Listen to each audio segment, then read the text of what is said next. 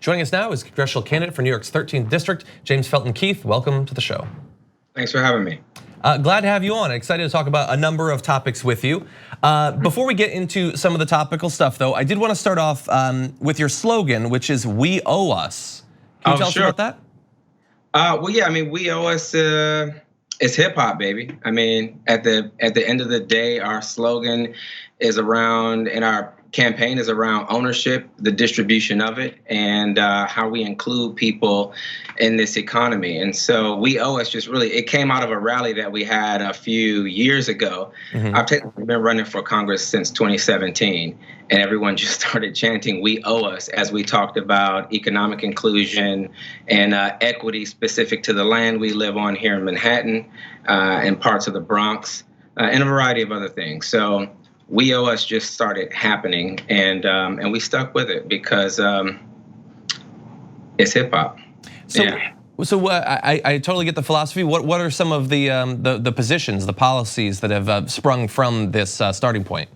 Well, sure. I mean, so our core policy is universal basic income and other sorts of basic incomes. I'm a strong cannabis legalization advocate, a strong Medicare for all, and education reform, whether it's specific to universal pre-K or education subsidies for public schools. A strong advocate for climate action of a variety of sorts.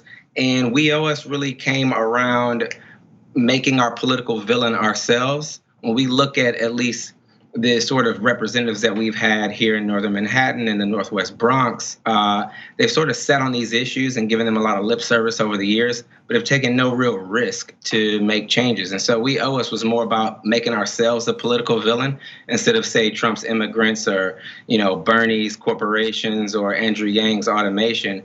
Our real villain was us, and we were asking ourselves, are we willing to sort of duke it out, to die on the stake for what we believe in, or rather what we're owed? I love the way that you're framing that, but I am curious. So outside of the initial place and the people who were there when you came up with that, when you present it that way to voters, how do they respond to that challenge? Do they get what you're trying to say? What do they think about that as a philosophy? The younger folks are excited about it, and the older folks are like, run, young man, run. I sort of fit into this interesting new space. A few weeks ago, this 20, I'm assuming she was about 20 years old, she said, "I think you're the oldest millennial I know." And I just thought, sure, I'll wear that. So I'm in this interesting spot where I recognize that I'm significantly older than a couple of adults, but the old guard, especially here in Harlem, the old black guard, they look at me like, this kid wants to run for Charlie Rangel's old seat, or now, Espaillat's seat. And, it's an interesting dynamic of how everyone responds. But I do think that the older folks are inspired by the younger folks and their energy. And we've seen that time and time again in American politics. So I think it's necessary. Yeah. So in the same way that your slogan sort of is a totally different spin on how normally the people we have on the show talk about these sorts of things, you have some other terms that I would love to find out more about. So tell me about Techno Guy policies. Techno Guy, yeah.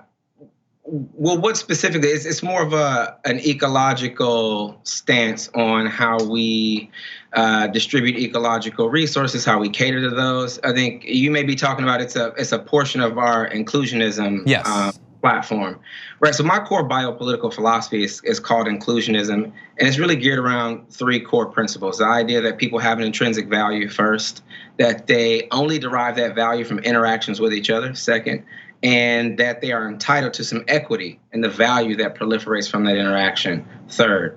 And if we're just talking specific to our ecology, I think the real objective for humans is to control everything, right? So we want to control how we build sustainability, not only to our economy or our ecology, but across the celestial and terrestrial bodies that we engage.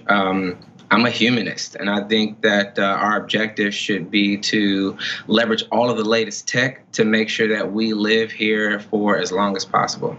There's so many individual policies I want to get into that'll probably have to come in a follow-up interview. But one area that I am curious about, you mentioned Andrew Yang and you support UBI.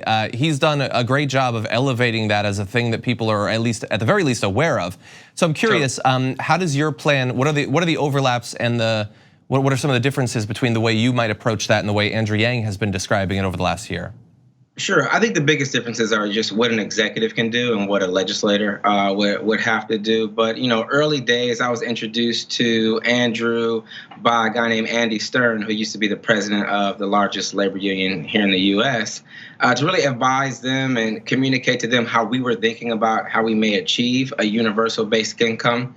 And while there are many sorts of basic incomes I'd like to see enacted at the state and municipal level, the universality that would reach all Americans, I think, really comes down to providing them with a new property that is specific to their input to overall economic productivity here.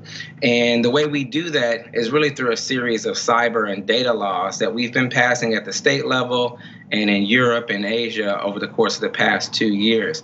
My method for a universal basic income is really to give everyone an equity stake or a dividend in all corporate productivity, period. I'm not as interested in a tax plan or moving social safety net or welfare programs over. I think there's another bucket of money that we don't engage at all that has nothing to do with housing, healthcare, education, social safety net programs. And so I'm excited about being able to achieve some of those goals. I think they're a lot more achievable than people think because a lot of the infrastructure to argue that people are owed a piece of the economic productivity has already been built into our laws nationally and at the state level and at the municipal level. Okay, so, I mean, it's fascinating. Hopefully, in the near future, we can dig into more of your platform. But James Felton Keith, really appreciate you joining us today. Thank you. Thanks so much.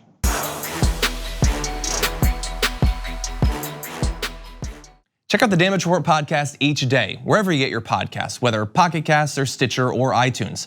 You can join me as I give you the news and stories you want, with a range of co-hosts and interview guests jumping in on the fun each day. Again, that's the Damage Report, wherever you get your podcasts. And if you get them at iTunes, don't forget to rate and review. Sometimes I'll read them live on the show.